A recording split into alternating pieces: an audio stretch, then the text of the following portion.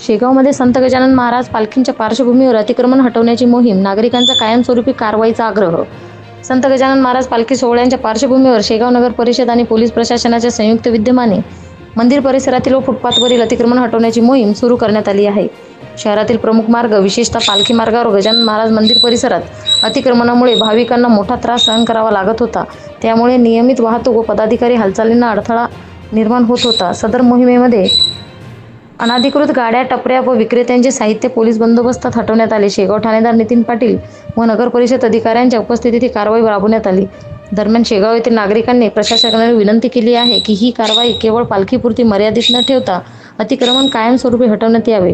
नागरिकांचे म्हणणे आहे की पालखी सोहळ्यादरम्यान रस्ते मोकळे ठेवले जातात, पण सोहळा संपताच पुन्हा अतिक्रमण सुरू होते. यामुळे परिसरात मंदिरात जाणाऱ्या भाविकांना आणि स्थानिकांना त्रास सहन करावा लागतो. प्रशासनाने यावर कायमस्वरूपी उपाययोजना करावी व मंदिर परिसर नेहमीच मोकळा व स्वच्छ ठेवावा, अशी जोरदार मागणी नागरिकांमधून होत आहे. महाराष्ट्र न्यूज वनसाठी मुख्य संपादक इस्माईल शेख, उपसंपादक रंजना राठोड, व्हिडिओ जर्नलिस्ट विवेक शेगावकर, शेगाव, जिल्हा बुलढाणा.